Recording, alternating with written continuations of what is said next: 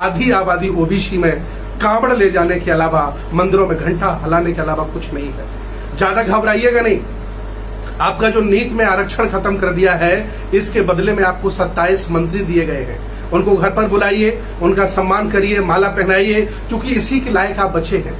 ब्राह्मणवाद, उनके देवी देवता मंदिर जो स्थापित हैं, वो किसी और की वजह से नहीं, ओबीसी की वजह से है। आपको ओबीसी प्रधानमंत्री भी मिला है। धीरे धीरे करके आपकी जड़ें काट देगा, आपको तबाह कर देगा, आपको कहीं का नहीं छोड़ेगा। जिस गुलामी से बाबा साहब आपको निकाल के लाए हैं, उसी गुलामी में वापस आपको ले जाना चाहते हैं। छोड़ दो उनको, गुलामी को, और इस सरकार के खिलाफ मुखर होकर के खड़े हो जाओ। शर्म नहीं आई तुम्हें? तुम्हारा आरक्षण 27% नीट से बाहर कर दिया गया। शर्म नहीं आई? शर्म करो।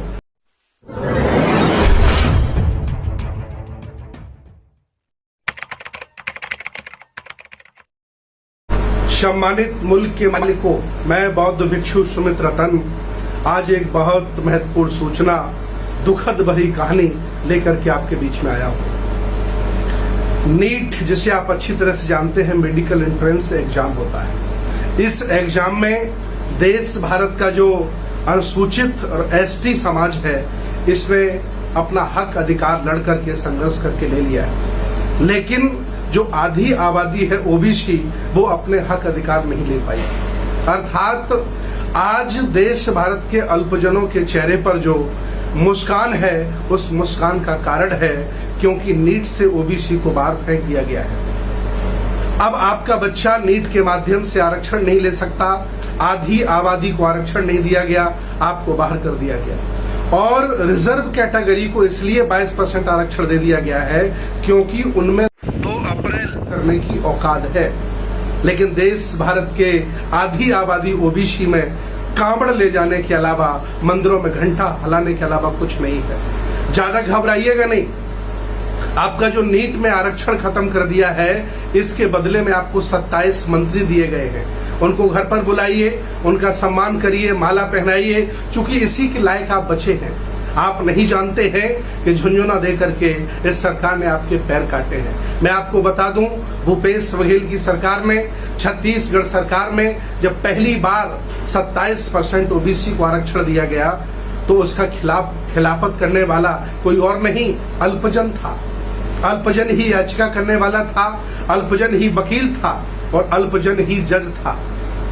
और उन्होंने क्या फैसला किया होगा आप अच्छी तरह से जानते हैं। हिम्मत जुटाई एक सरकार ने ओबीसी को पूरा आरक्षण देने की। मैं आज भी अपील कर रहा हूं कि देश भारत में जो अल्पजनों का सम्मान, ब्राह्मणवाद, उनके देवी देवता मंदिर जो स्थापित हैं, वो किसी और की वजह से नहीं, ओबीसी की वजह से है। और इतना बड़ा कुठाराघात होने के बावजूद भी ओबीसी में कोई उछाल, कोई कह सकते हैं कि क्रांति और आंदोलन नहीं आया। और किसी ओबीसी नेता ने बयान भी नहीं दिया। ताज्जुब वाली बात ये देखिए कि जो आम जनमानस के वोटों से एमपी, एमएलए, मंत्री बने, उन्होंने इसके खिलाफ कोई बयान नहीं दिया, एक पत्र भी नहीं लिखा।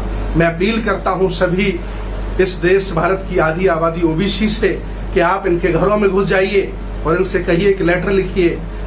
और एक झुंझुना और पकड़ा दिया गया है।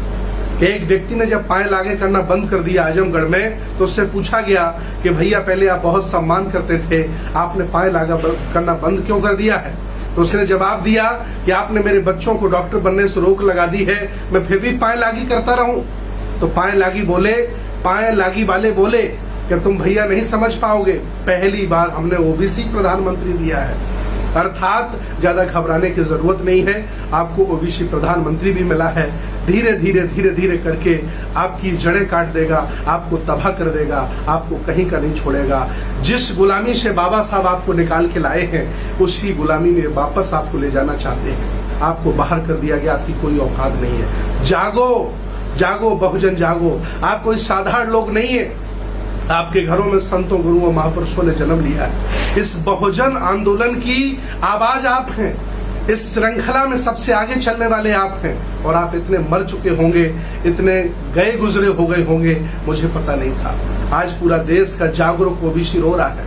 इवन शेड्यूल कास्ट के लोग जो हक वंचित थे, असहाय थे, कमजोर थे, अस्पृश्य थे, वो आज अपने मेहनत करके संघर्ष करके अपने हक अधिकारों को ले रहे हैं, लेकिन ओबीसी नहीं जाग रहा है। मैं आज भी अपील करता हूं कि एक दूसरे का सब साथ दीजिए और सब मिलकर के अलग अलग गुटों में मत बटिए, तभी जाकर के सबके अधिकार सुरक्षित रह पाएंगे। एक बार फिर मैं आपसे कहना चाह रहा हूं, अगर आप चाहते हैं कि आने वाले बच्चे आपके डॉक्टर बने, IAS, PCS, जज, डॉक्टर, इंजीनियर बने, तो जाग जाओ, होश में आ जाओ। ये अंधभक्ति छोड़ दो, ये गुलामी छोड़ दो जो आपके पुरखों ने आपको विरासत में दी है, छोड़ दो उनको गुलामी को, और इस सरकार के खिलाफ मुखर होकर के खड़े हो जाओ।